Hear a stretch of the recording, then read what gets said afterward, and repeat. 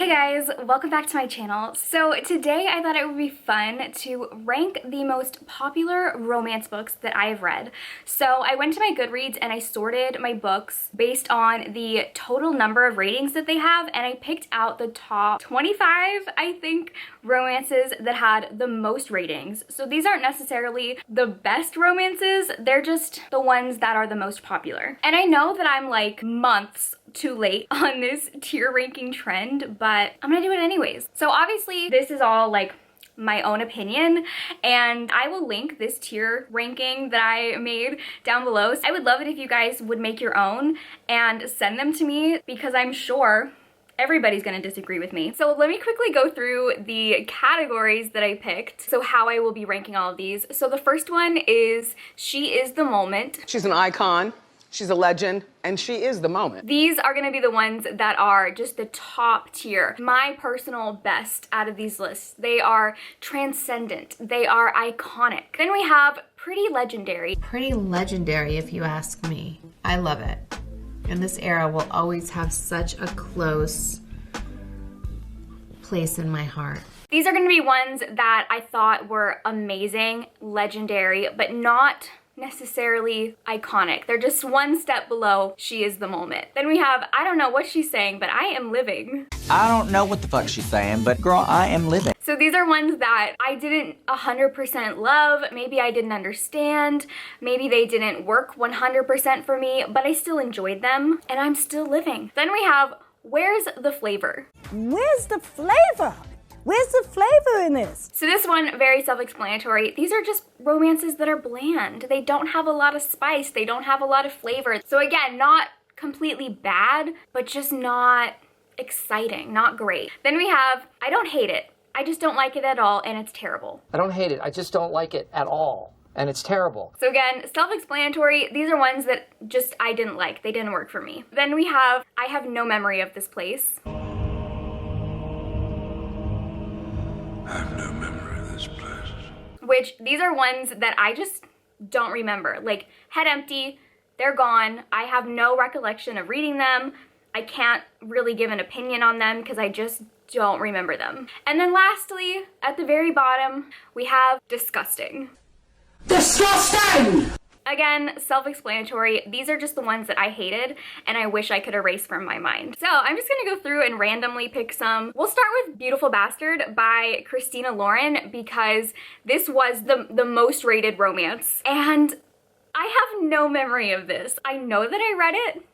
I know that I didn't love it, but I cannot tell you what the plot was. I cannot tell you who the characters were. I have absolutely no memory of this book. So I'm gonna put it in I Have No Memory of This Place. I just don't remember it. It was unmemorable to me. I do know that this was like the steamier of Christina Lauren's romances that I've read, and I have a lot of Christina Lauren's on this list, and this definitely was the steamiest, but the plot, the characters, the romance, the relationship, none of that stuck into my mind. Next, we have Radiance by Grace Draven, which, okay, this goes straight to She Is the Moment. This romance changed my life. It made me like friends to lovers romances. It is the iconic fantasy friends to lovers arranged marriage romance. It has all the tropes, it has all the flavor, it has all the steam. Like, it is just perfection. There's literally nothing wrong with it. I refuse to agree that there is even one flaw.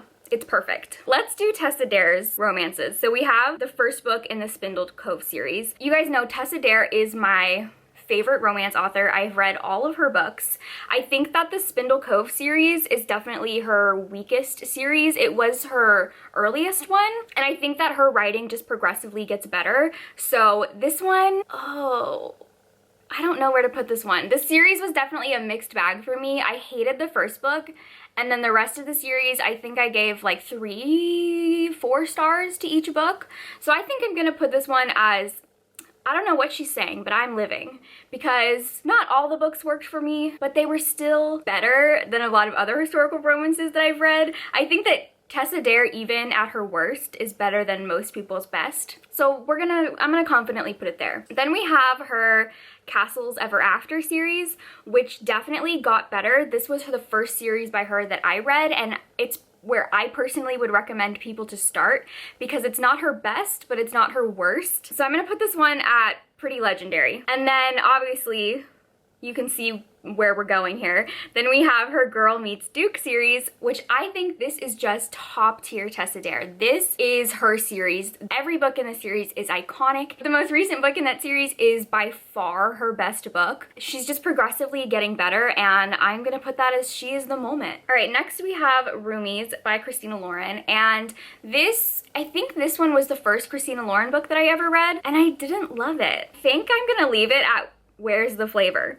Because I remember that, I think I gave it 3 stars. It wasn't terrible, but there was just something lacking. There was something missing, and I could never really figure out what that was. And I think now, having read a lot of Christina Lauren's books, that they're all just kind of lacking something for me. So let's just go ahead and pull up the other Christina Laurens that I have in here. So we have The Unhoneymooners, Josh and Hazel. So The Unhoneymooners, I think I'm gonna put The Unhoneymooners also at Where's the Flavor? Again, the same thing with Roomies. I liked it, but there was something missing. I thought it could have been so much better. It was just, it left me lacking. It left me wanting more flavor. But then we have Josh and Hazel. So Josh and Hazel, I probably would have put at She Is the Moment. This book was amazing. This book had the flavor. This book had the chemistry and the tension and the romance. It was sexy. It was romantic. But the ending was disgusting.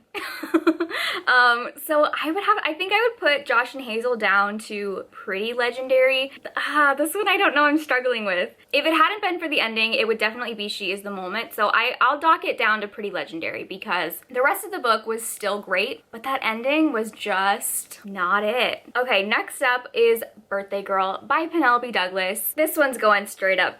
She is the moment. She is the moment. No one's doing it like Birthday Girl. If you can give me a book where a girl has sex with her boyfriend's dad and everyone is just so okay with it, that is the moment. Next we have From Lukov with Love by Mariana Zapata. I really loved this book. This is the only Mariana Zapata book I've ever read, and I definitely understand now why people say she is the queen of slow burn romance. It was definitely a slow burn, but like very worth it. So I will put that one at pretty legendary. I think that my only negative was that the book pretty much ended right when things got interesting. Like I just wanted to see a little more, but it was still like legendary. So we have The Kiss Thief by L.J. Shen, which I hated. This had one of the cringiest first sex scenes in any romance that I have ever read, to the point where I wish I hadn't read it. I still think about what happened and I'm like, ew. But the rest of the romance was fine. There were parts of it that I liked and parts that I hated, so it's not disgusting. I'm gonna put it at, I don't hate it, I just don't like it at all and it's terrible. Because it's kind of that middle ground where like there were parts that really, really angered me, and then parts where I was like, this is okay. All right, the one and only Ice Planet Barbarian by Ruby Dixon. This one's just gonna go straight to pretty legendary. This was great. I went into this thinking that I was gonna like roast it and rate it 1 star, and it was gonna be super funny and I was just gonna make fun of it. But the joke is I loved it. Like I loved it. I had so much fun. It was so entertaining. It was just legendary. It was great. Next up we have Royally Screwed by Emma Chase. So this is another book that I went into thinking that I probably wouldn't like it, and I ended up really enjoying it. It was a lot of fun. I don't know why I had this like preconceived idea that this would be bad, but it was a lot of fun and super entertaining. So I'm gonna put it in pretty legendary. I mean, I understand why people love this series so much and why it is so highly rated. Okay, then we have On the Island by Tracy Garvis Graves.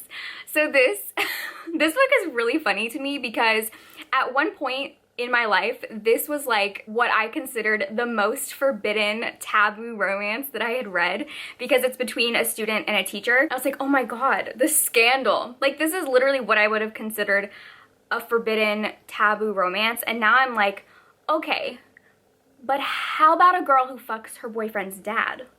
How about that? So this one I'm gonna put at, I don't know what she's saying, but I'm living, because I know that I really enjoyed this book when I read it. I don't know how I would feel now, because this was definitely one of the like first romances that I ever read. But I don't know, I have fond memories of it. I think I really enjoyed it. I'm still living for it. Next up, we have A Nordic King by Karina Halley. A Nordic King is my favorite Karina Halley book. I've read 7 or 8 of her books, and A Nordic King is still my favorite. My favorite royalty romance. It is one of my favorite age gap romances. It's one of my favorite nanny romances. We're going She's the Moment. I still love this book and it's amazing and I recommend it to everybody. Okay, so next up we have The Kiss Quotient. I'm gonna use this to represent The Kiss Quotient and The Bride Test because they both came up, but I didn't want to have multiple books in the same series. So I personally think that these books were revolutionary to the romance genre. I think that they opened the genre up to a lot of other people. Not only are these books incredibly diverse, they are so well written, they are so steamy, they are so romantic, they are just the moment. And I cannot wait for the 3rd book, The Heart Principle, to come out. It was pushed back and my soul could not take it. I want to read it so bad. But yeah, Kiss Quotient, Helen Huang is the moment. Get a Life, Chloe Brown. It's very difficult for me because every single one of Talia Hibbert's other books I would put at She is the Moment. I think Talia Hibbert as an author is the moment. But this was my least favorite book that I've read from her. I don't know, I think it might have been because this was her first traditionally published book, so there was a lot of other hands in the pot working on this book and having influence and opinions on this book. I think she does best when it's just her or whatever her indie publishing team is. This one was just not it for me. I loved the 2 main characters. I loved the chronic illness rep, but it is a romance book and I didn't feel the romance. I felt a friendship, a really great friendship, but I didn't feel a romance.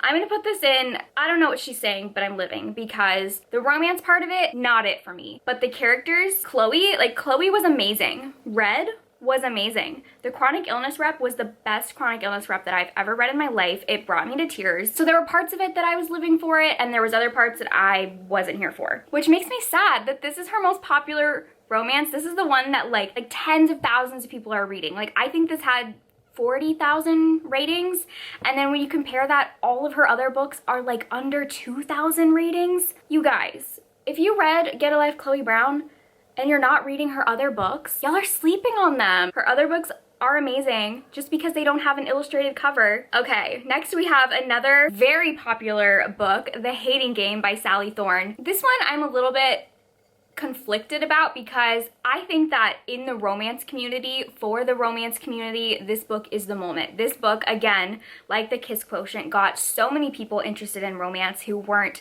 initially interested in it or had a very narrow idea of what romance was. So I think that it was like iconic for the genre, but I don't necessarily think that this book was iconic. I mean, don't get me wrong, it was great, but is it the moment? No, I think it was the moment at one time and its moment has passed. We have, I think, as a community moved beyond The Hating Game.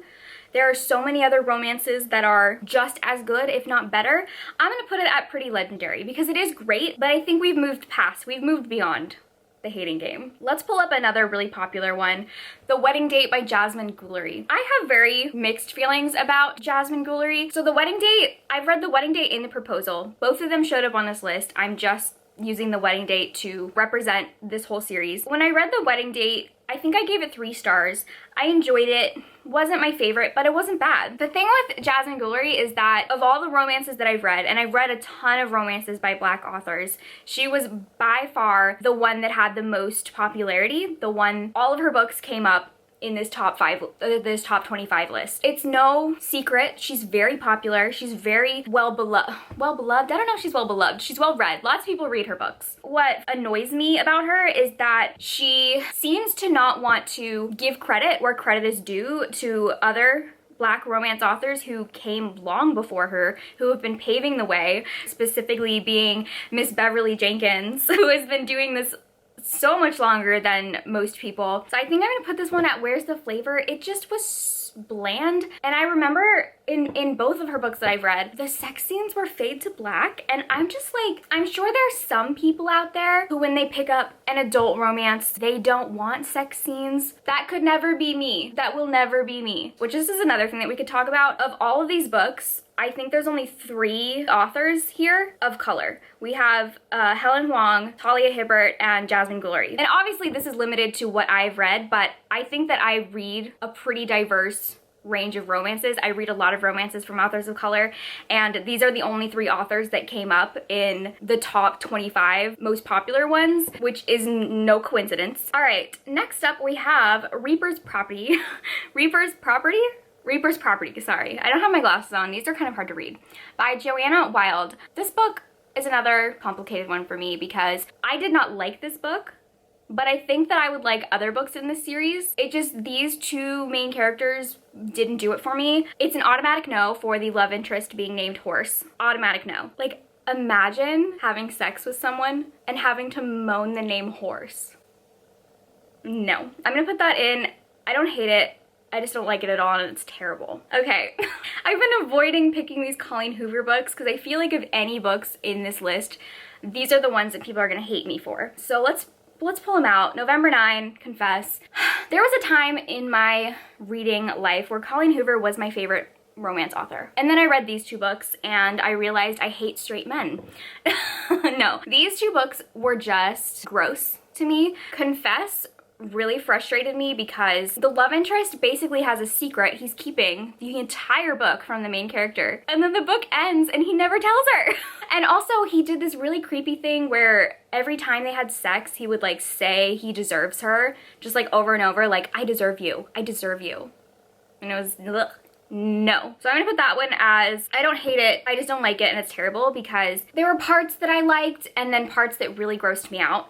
But then we have November 9, which if you are not new to my channel, if you've been around here for a while, you would know this is my like all-time most hated book ever. I hate this book.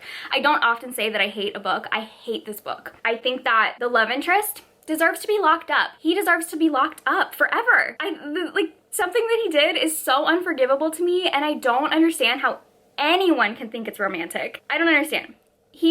Electric Chair, disgusting. These 2 books turned my favorite romance author into my least favorite romance author. I'm sorry, I know that people love Colleen Hoover. I know she is beloved. It's just not, it's not it for me. If you like her and you like her books, that is valid, that is fine.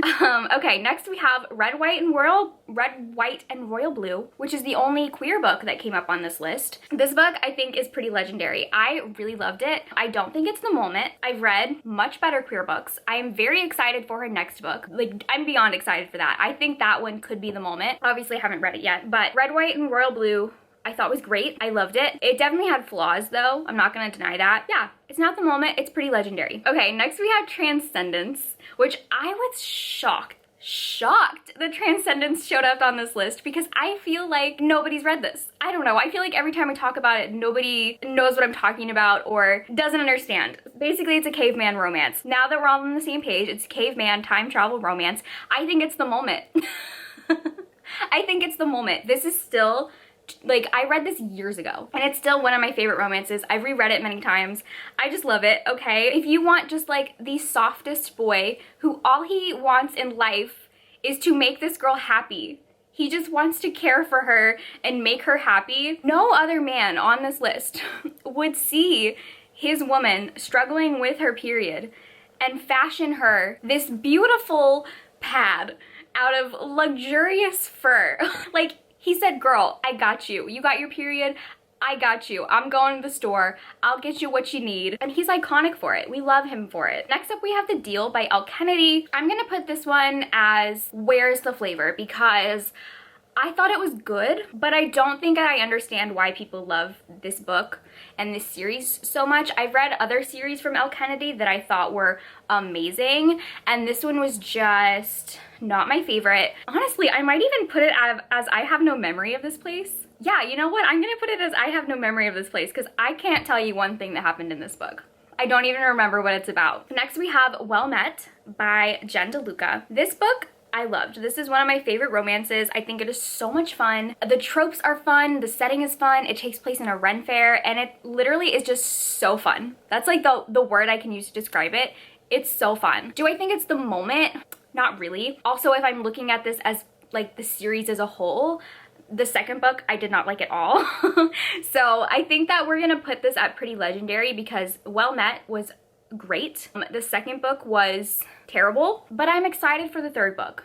Maybe the third book could bring it up to She Is the Moment, but for now we're gonna put it at pretty legendary. And then we have the last one, Beach Read by Emily Henry, which I have gone back and forth so much on this book. When I read it, I was like, oh my god, this is amazing. 5 stars, this is a new favorite romance. But the more distance I have with it, the more I'm like, it was good. Wasn't my favorite. And that happens a lot with books where my initial reaction after reading it is like, wow, iconic. But then after a couple weeks or a couple months, it kind of fades away. And this one, if I'm being honest, has kind of faded away. So I'm gonna put it at pretty legendary because I did love it so much after having read it. And I do think it's great. And I think that it definitely deserves the hype that it's getting. But like, it doesn't really sit with this top tier that I got. Like these 6 books up on this top list I think about all the time, and I don't really think about Beach Read. So there we have it. Those are my rankings for the top 25. Actually, I think there might be 26 if my math is correct. Oops. But there's my rankings for the top 26 romances that I've read. Definitely let me know in the comments or send me your tier ranking, how you would rank these books, how you would rank them differently from me.